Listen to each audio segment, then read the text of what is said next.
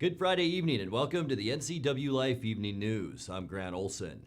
Before we get to today's top news stories, let's take a look outside that weather window and see how things look this afternoon. And yeah, plenty of clouds out there throughout north central Washington today. And this looking down from our Sky-Fi Tower camera at Leavenworth in the Upper Valley. You can see the clouds hanging kind of low up that way, and some shower activity throughout the day around many locations in north central Washington. Probably not done yet either. Some more shower activity is possible early evening, maybe as we get into late night as well. We'll have more on that, but we are going to see a temperature change as we get into the upcoming weekend. Today, temperatures pretty much in the mid to upper 70s. We're going to be much cooler than that tomorrow, at least 8 degrees cooler in Wenatchee, 11 degrees cooler in Moses Lake. And boy, the farther you go east, the cooler it gets as some cold Canadian air funnels down throughout this weekend. And we'll have more on that coming up a little bit later on. And now a few of the stories we're following for you tonight. Moses Lake police say a suspect involved in a stolen car chase last Saturday did it again Wednesday night. And in a wide-ranging interview, Chelan Douglas Health District Administrator Barry Kling said the success of the two counties moving to Phase 1.5 of the reopening plan will require a community-wide effort. But first, we begin tonight. A car crashed through the window of the Goodwill store in East Wenatchee this morning, but neither the driver nor any people inside the store were injured. East Wenatchee police officer Joe Hinkle said the elderly woman, who was a frequent customer of the store, pulled in, thought she'd hit the brake, and instead hit the gas. The car hopped the curb at a slow speed before going through the window and completely inside the building. There were a couple of cashiers working in the front of the store, but they avoided injury. Hinkle said because the accident was on private property, the driver will not be cited. The store is next to the Safeway on Grant Road. Moses Lake police say a suspect involved in a stolen car chase last Saturday did it again Wednesday night. Police were looking for 32-year-old Robert Patterson of Soap Lake in the 3700 block of East Broadway on a burglary warrant out of Adams County when they saw him get into a stolen Volkswagen and then flee at a high rate of speed. Concerned about safety, officers broke off the pursuit. Police say Patterson ditched the stolen car and was later found on foot walking back to the house on East Broadway. Patterson was booked in the Adams County Jail on the burglary charge and also faces now numerous charges in Grant County. Last Saturday, he was arrested for driving a stolen car after a woman passenger in that car jumped into the driver's seat and led police on a pursuit before she crashed. Because of COVID-19 jail restrictions, officers released Patterson. And in other news, Chelan Douglas Health District Administrator Barry Kling said the success of the two counties moving to Phase 1.5 of Governor Jay Inslee's Safe Start reopening plan will require a community-wide effort. And that could set the stage for lifting of more of the restrictions imposed in response to the COVID-19 outbreak. He talked in a telephone interview with NCWLIFE News Director Cal Fitzsimmons about Phase 1.5, the health district's role in enforcement, and why Chelan and Douglas counties lag behind most of the rest of the state in reopening. We're going to need a lot of help from the business community, and the chambers of commerce are very active in this, but we're going to do our very best to make it happen. I think businesses are going to be very helpful because they realize that our ability to do this safely is what's going to let us reopen further in the future. And on the other hand, if we go backwards in the number of cases we have and other indicators, that we might have to close down again, and nobody wants that. So including the people at the state, they know that would be very difficult. So we really do need each other to do our best to make this work and keep it open. And are you expected as the health district to enforce a lot of the rules and regulations that come with each phase? Well, our position has been that with the extremely small health department we have, which, in recent years is cut in half, like many of those in the state, we don't have the capacity to do enforcement. So when we do see violations of the governor's order, or receive reports of them, we forward them to the state and let the state take care of whatever enforcement may be needed. And as you know, L&I has recently issued some requirements that they're enforcing. So Apparently the state is being fairly active. But, this isn't going to work or not work because of enforcement.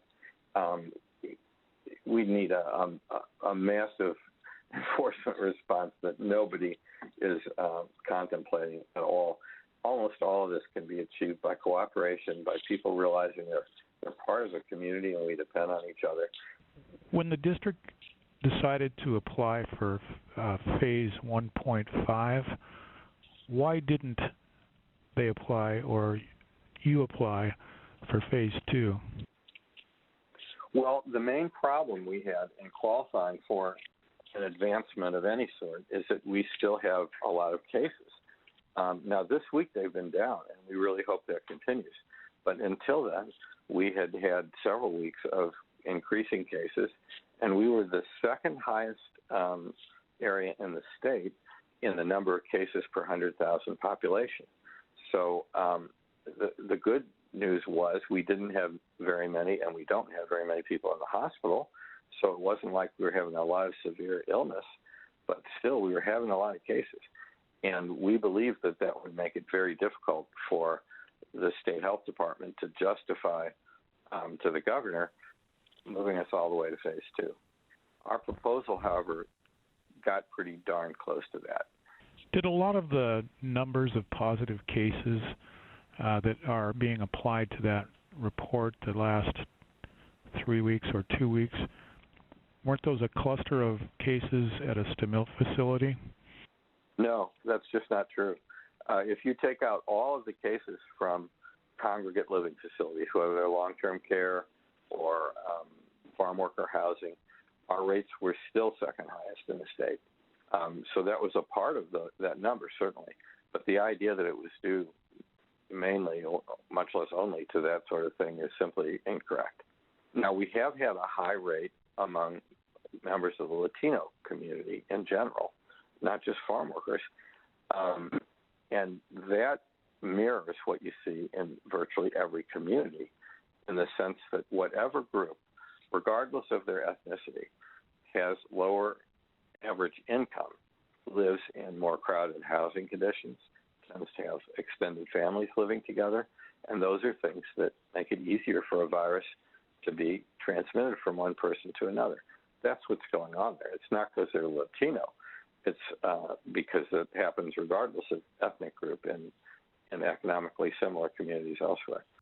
Coming up next, the Chelan County Fair has become the latest event to be canceled because of the COVID-19 pandemic. State School Superintendent Chris Reichdahl said Thursday that Washington schools are expected to reopen this fall for in-person instruction regardless of the phase their county is in under the state's Safe Start guidelines. And the Grant County Jail is now allowing remote off-site visits with inmates. Visitors will need to register at homewave.com 24 hours in advance in order to be approved. We'll tell you more about that. I'm Grant Olson, and you're watching the NCWLIFE Evening News.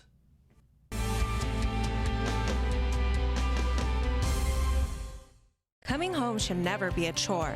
Let Merry Maids of Wenatchee customize all your cleaning needs. Weekly, bi-weekly, special occasion. Do you have a vacation home that needs cleaning? We clean them too. Locally owned and operated, let Merry Maids do the cleaning while you focus on your family and friends. Merry Maids has special offers to fit your budget.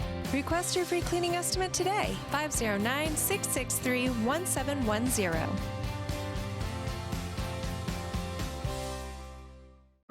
It's estimated that 1/3 of Americans do not have a financial plan. At D.A. Davidson, their advisors are working to change that because they understand the importance of planning for the future. At D.A. Davidson, they believe in partnering together to build a strategy tailored to your needs. They spend the time and have the knowledge to help keep your financial future on track. Let D.A. Davidson Financial Advisors of Wenatchee put the strength of advice to work for you. Buick and GMC are here to help, to keep you going through these unprecedented times. If you need a vehicle, we're offering 0% financing for up to 84 months. Plus, you may have the option to shop online and take delivery at home with Shop, Click, Drive. If you need service, our certified technicians are ready to help. You can even schedule your appointment online. Together, We'll get through these uncertain times. Buick and GMC, we're here to help.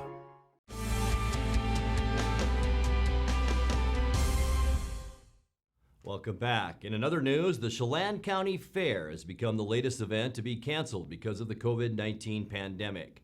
The Fair Board announced the cancellation Thursday night, saying that even though the fair in Kashmir wasn't scheduled until September, it became obvious the county wasn't likely to be open enough by then to allow the fair activities. The North Central Washington Fair in Waterville was also canceled earlier this week. Well, State School Superintendent Chris Reichdahl said Thursday that Washington schools are expected to reopen this fall for in-person instruction, regardless of the phase their county is in under the state's Safe Start guidelines. Schools across the state saw the 2019-2020 school year cut short in March after the COVID-19 outbreak. The State Department of Health guidelines require health screenings for all employees and students as they arrive at school each day. Reichdahl also said all people in schools will be required to wear protective face coverings.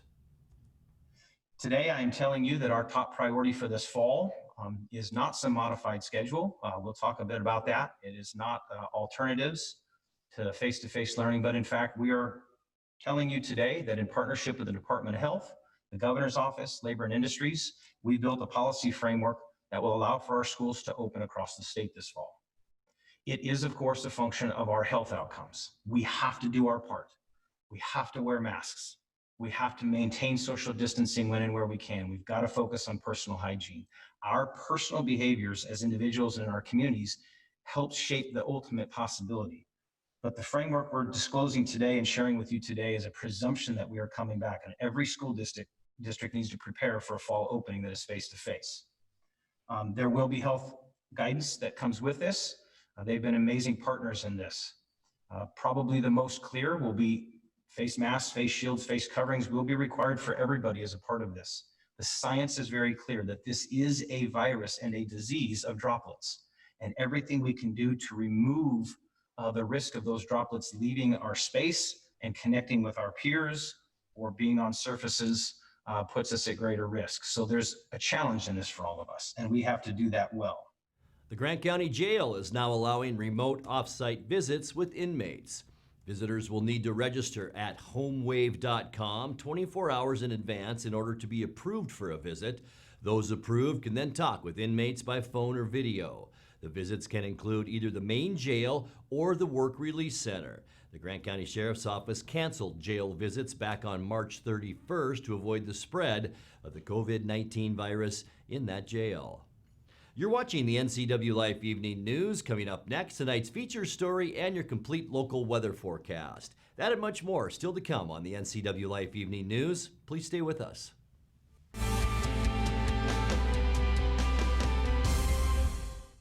I'm Tom from Alpine Air Heating and Cooling. At Alpine Air, we think of ourselves as customer service-oriented retailers. When you make an appointment, please visit our store, meet our people, see our shop. We are serious about heating and air conditioning. Carrier and Alpine Air are offering huge factory rebates and financing options for all your needs. Turn to the experts at Carrier and Alpine Air. Call for your free replacement estimate.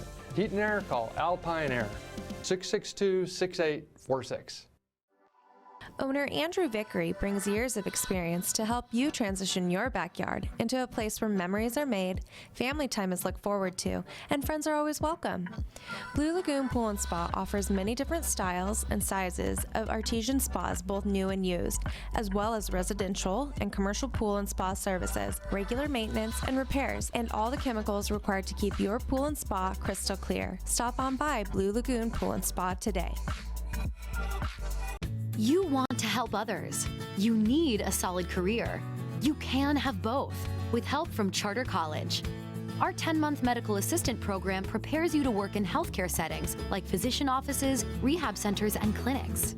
You'll learn to take vitals, assist with exams, administer injections, and maintain records. When you're ready to launch a rewarding healthcare career, stop by our campus at 595 Grant Road across from Safeway or visit chartercollege.edu.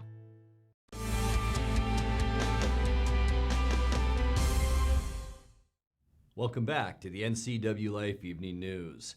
In tonight's feature story, Link Transit is hoping to stuff the bus on June 26 with a food drive at the Wenatchee Grocery Outlet. The food collected will go to serve Wenatchee Valley for distribution throughout the Wenatchee Valley. Link was in Kashmir recently for a few food distribution there. Hi, I'm Laura Leon, Outreach Specialist for Link Transit. We're here today at Kashmir Vale Elementary School. It is Food Distribution Day. Hi, I'm Pam Layton, and I'm the Executive Director of the Kashmir Food Bank. Our mission is to have no people hungry in the Kashmir area. There's just a lot of ways to support the Kashmir Food Bank. Occasionally we do look for new volunteers, need food, of any kind of food, non-perishable, canned goods, boxed goods, peanut butter, tuna fish, all those things that a family would need. Link Transit is hosting a community Stuff the Bus donation drive. Stuff the Bus is just that. We're stuffing the bus with donations. The actual event will take place Friday, June 26th and Saturday, June 27th at the Wenatchee Grocery Outlet from 9 a.m. to 6 p.m. where we will collect donations from the community to stuff the bus. My name is Stella Franklin. I live in Kashmir. Thank you for the food every week. It's helped a lot for a lot of family. Thank you so much. They actually, you can tell they actually care for you. They're not just here to give you out food. They actually care for the ones that are coming here. You know, they're not just saying, oh, we're going to give you out this food. There's something else we have to do. They actually have heart. You can tell that. We are looking for additional community partners. If your company is interested in participating and holding an internal donation drive, please reach out to outreach@linktransit.com. I want to reach out to the community. It's not just Kashmir, it's beyond Kashmir too, that have been donating and helping us out. My volunteers that come faithfully every week, Dale Jones and Jeff and Irene Gomes and Ken Getty and Jim Buchan, they have been outstanding. Couldn't do it without them, couldn't do it without the community support. These efforts will go to support Serve Wenatchee and Community Action Council.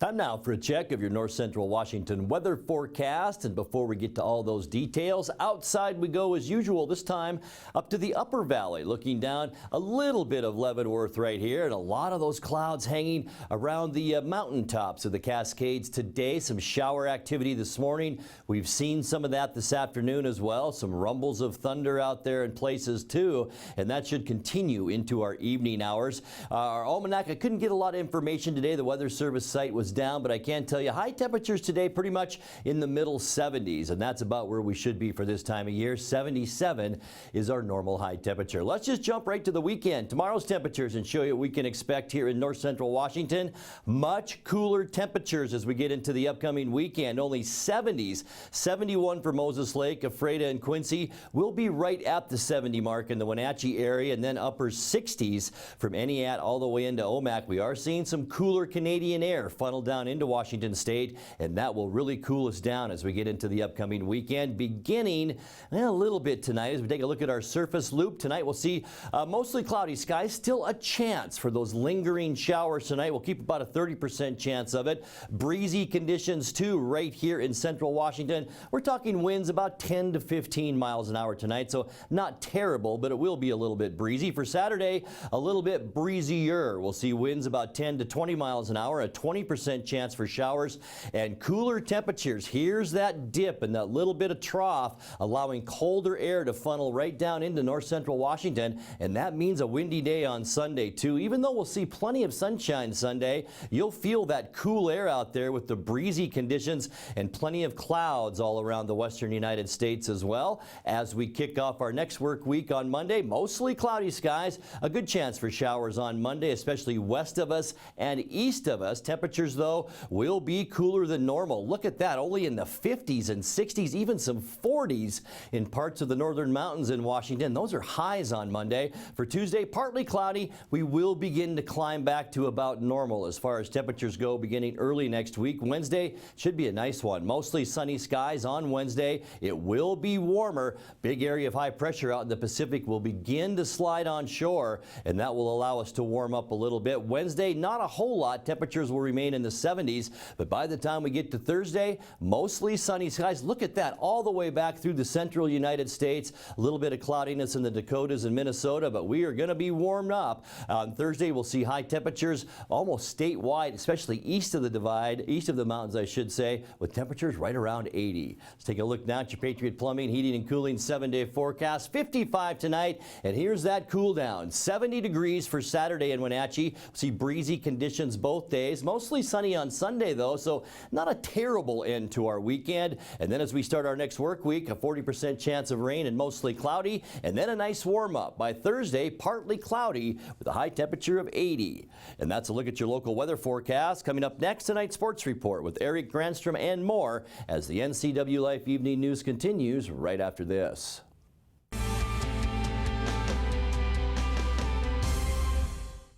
AC Checker has new owners who put customer service first. When you have to get there on time, call fast, friendly, reliable AC Checker, 663-TAXI. AC Checker has the industry's only on-time or it's free guarantee. Conditions apply. Call AC Checker, 663-TAXI to schedule your cab or schedule online at acchecker.com. Call American Classic Taxi, 663-TAXI. That's 663-8294. Aging and Adult Care offers many in-home care options and services for seniors and family caregivers. But did you know they also offer free in-home delivered meals? Aging and Adult Care has expanded its program for home-delivered meals to help elderly and vulnerable adults at this challenging time. If you are in need of prepared meals or know someone who could benefit, call Aging and Adult Care for more information about free home-delivered meals. Call 509-886-0700. And now it's a sports update on the NCWLIFE channel. Happy Friday to you. Staying home and staying healthy. Eric Granstrom on the NCWLIFE channel. Seahawks coach Pete Carroll had an extensive virtual press conference with the media here the other day. With so much going on concerning Black Lives Matter and the pandemic, there was a lot of ground to cover. A surprising revelation was that Carroll admitted that he should have signed Colin Kaepernick when they had the chance back in 2018. I regret that that didn't happen in some fashion. I wish we would have contributed to it because the guy deserved to play. I thought at the time, in our situation as a backup, man, I didn't feel it was right at that time. So I had to make that football decision. It was about our team and the situation. We had our starting quarterback and all of that. And it wasn't going to be the open competitive situation that I'd like to think all of our spots are, because Russ was such a dominant figure and all that. So anyway, that's what happened.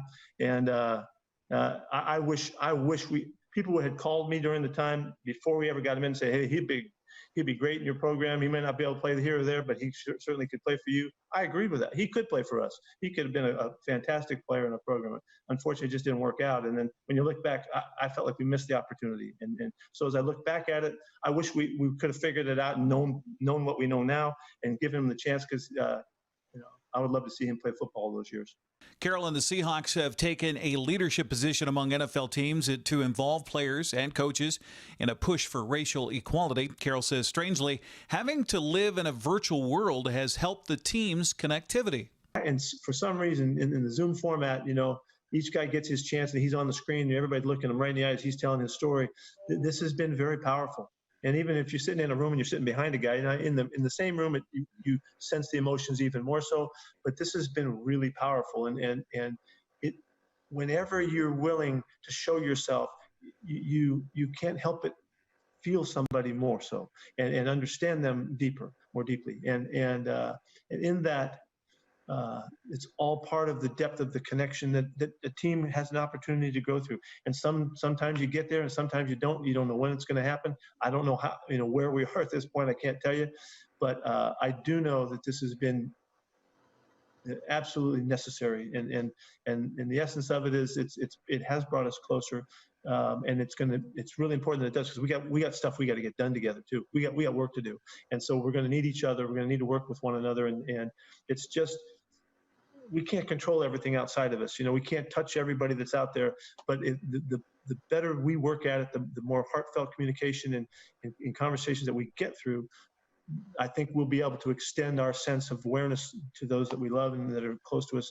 And most of our guys are home, and so after they go through the sessions with us, I know that they're talking to their families and their loved ones and all, and their friends and buddies and all that. And I'm hoping that it's making a difference. The NFL has come out with guidelines for teams approaching training camp amid a pandemic. Carroll says they're preparing for any scenario, including a shortened preseason. I think the number one thing that it changes is the opportunity for the young guys to show themselves. When a young guy gets hurt, it really hinders him more so than an experienced player, and that's because he misses the time of developmental time. So if that was to take place, even though I'm extremely impressed with our young guys and how they have learned and they've applied themselves up to this point, but still there just might not be enough time to really give them the chance, so you might be behind in that area a little bit. We'll take that as a personal competition. We'll try to overcome that, but I would think that would be an area that you could see some guys, their opportunities. Maybe the free agent doesn't get as many shots as he needs to show. He misses those last 2 games are so crucial, for a young guy trying to make a club. So I would think that would be the area of focus there. To watch the entire hour-plus long press conference, you can go online to Seahawks.com. Well, the Mariners added 5 more players in yesterday's final round of the Major League Baseball draft. Seattle picked up outfielder Zach DeLoach out of Texas A&M in the second round, while adding right-handed pitcher Connor Phillips with a competitive balance round B selection. The next 2 rounds added infielders as the Mariners chose second baseman Caden Polkovich from Oklahoma State and Ole Miss third baseman Tyler Keenan. Seattle's final selection in the shortened draft was right-handed pitcher Taylor Dollard of Cal Poly. Now, 5 West Coast League alums were selected by major league teams in the draft, including a former Wenatchee Apple Sox. Left-handed pitcher Jeremy Wu Yelland, who played in Wenatchee in the summer of 2018, was selected by the Boston Red Sox in the 4th round. In the 4th straight year, a former West Coast League player was selected in the 1st round, as former Walla Walla Sweet outfielder Garrett Mitchell went to Milwaukee with the 20th overall pick. The Washington Nationals selected former Bellingham Belle Holden Powell as a pitcher in the 3rd round. Another pitcher, Cade Mitchells, who played in Kelowna and Port Angeles, was a 4th-round selection of the Chicago White Sox. And by the way, Seattle's final selection of Taylor Dollard, he pitched for Yakima Valley back in 2017. That's sports news. I'm Eric Granstrom. Stay safe and sane this weekend. Happy graduation to Eniat. I know they've got their ceremony today, and I'll see you on Monday. Grant, that's sports. Back to you. Eric, thank you, and have a great weekend. Now let's check in with Dan Koontz for a look at what's coming up Monday morning on Wake Up Wenatchee Valley. Dan? Thank you very much, Grant. I hope everybody has a good and safe weekend. A lot of events have been canceled or postponed because of the COVID-19 pandemic. There's one event that's going to be held next weekend, Father's Day weekend, that's going on pretty much unaltered. I'm talking about the 28th annual Pike Minnow Derby. It's being put on by the East Wenatchee Rotary. And on Monday, we're going to hear from Dan File, one of the organizers. The Pike Minnow Derby is back. You can win all kinds of cool prizes. We'll talk to Dan File via Skype on Monday's edition of Wake Up Wenatchee Valley. Have a good and safe weekend. We'll see you at 7 a.m. on Monday. Grant, back to you.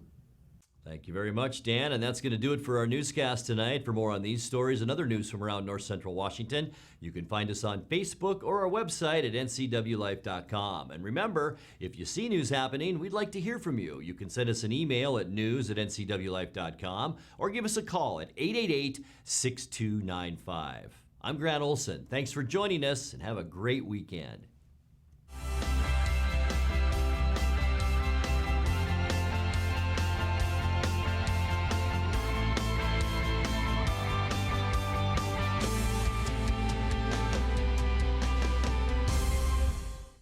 This is Brian Snyder with Black Rock Asphalt Services here in Wenatchee, your local Black Rock Seal Coat company. Have you looked at your driveway or parking lot lately?